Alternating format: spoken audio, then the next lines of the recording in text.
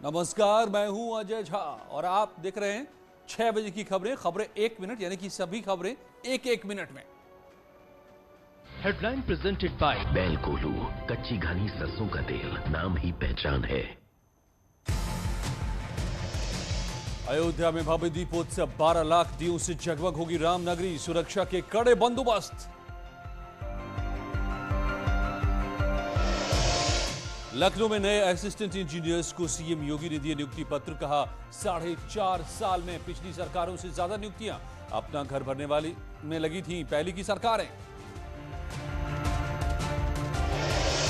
Samajwadi party ने लगाया voter list में गड़बड़ी का आरोप, नरेश उत्तम बोले लिस्ट से काटे गए 16 लाख से ज्यादा नाम, चुनाव आयोग नहीं बता रहा कारण और डिटेल।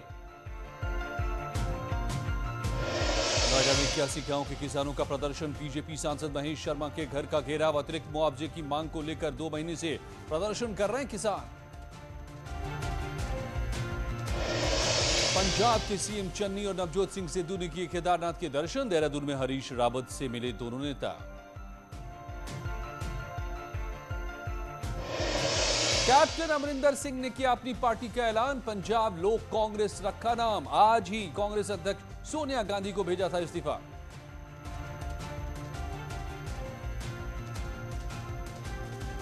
प्रेजेंटेड बाय बैल कोल्हू, कच्ची घनी सरसों का तेल, नाम ही पहचान है।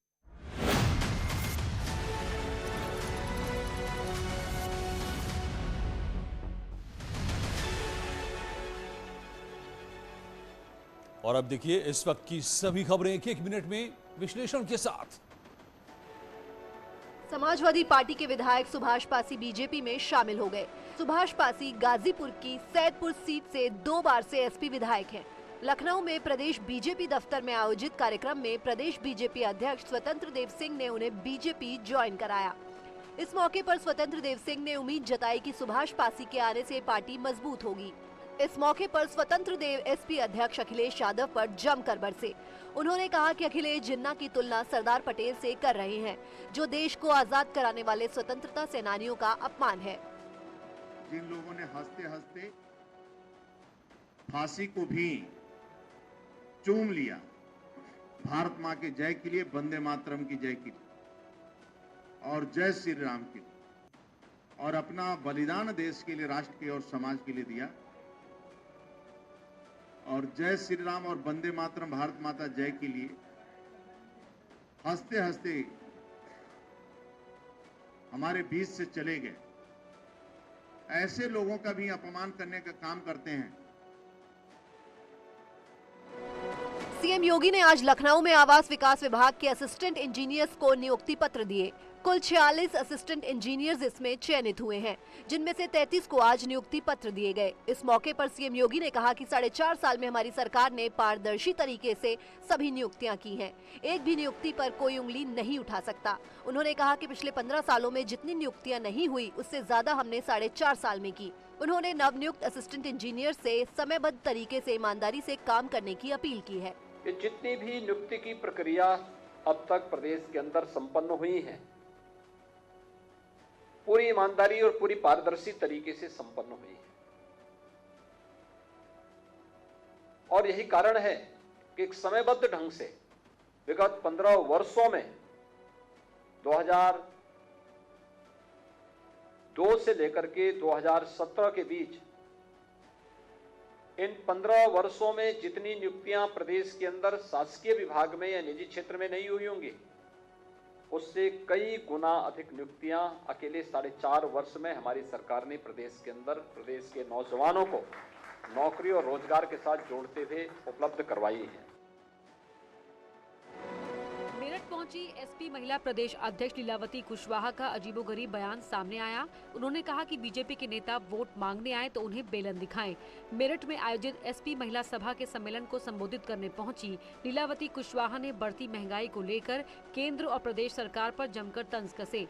उन्होंने कहा कि एसपी की सरकार ने जो भी कार्य महिलाओं के लिए कराए, बीजेपी सरकार ने वो सभी बंद कर दिए। कुशवाहा ने कहा कि आगामी चुनाव में आधी आबादी भाजपा की सरकार को हिलाकर रख देगी। जब वो भाजपा वाले आए तो निश्चित तौर से बेलन, चूंकि किचन का मामला है और किचन का संतुलन बिगड़ा है, तो आखिर बेलने तो मेरे पास है, हम सुरक्षा भी करेंगे, बेलन भी है मेरे पास। जब पेट्रोल और डीजल का दाम बढ़ेगा तो निश्चित तौर से प्रोडक्शन का सारे दाम बढ़ जाएगा और उसका असर आम जनता पर है। पूरी प्रदेश नहीं देश की जनता को भिखारी कर दिया इस महंगाई ने। कभी कल्पना नहीं था कि इस आज़ादी हिंदुस्तान में 100 रुपया आपका डीजल पहुंच जाएगा, आपका 110 रुपया पेट्रोल पहुंच जाएगा, 200 रुपये 230 रुपया सरसों का तेल पहुंच जाएगा।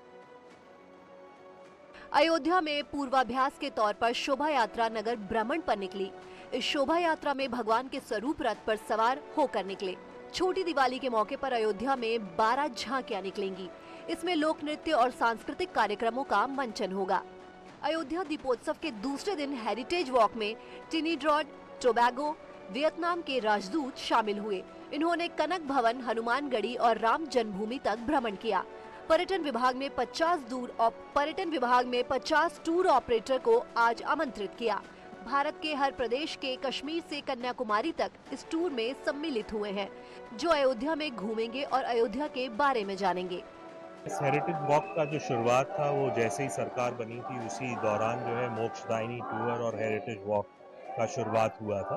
और खासकर इस बार दीपोत्सव जो है काफ़ी भव्य है, क्योंकि 7.5 लाख तो कहने को है पर 9 लाख का टारगेट दीयों का रखा गया है।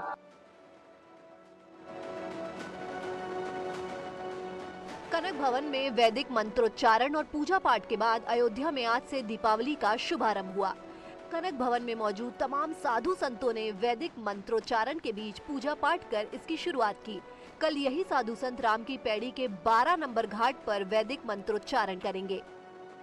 और आज फिर ब्रह्मचारी लोग जो है यहाँ दर्शन पूजन कर करके फिर जा करके दीपक की संख्या पूरी कर करके और जो है दीपोत्सव का कार्यक्रम हम लोग बहुत ही हर्ष उल्लास से मनाएंगे। दीपोत्सव के मौके पर जो वैदिक मंत्रोच्चारण करेंगे आप लोग, एक बार मैं चाहूंगी कि दर्शकों को आप करके दिखा दीजिए ताकि दर्शक हमारे आनंद ले सके इसका। हरि ओम समेधा गणेन्द्रो रसयाता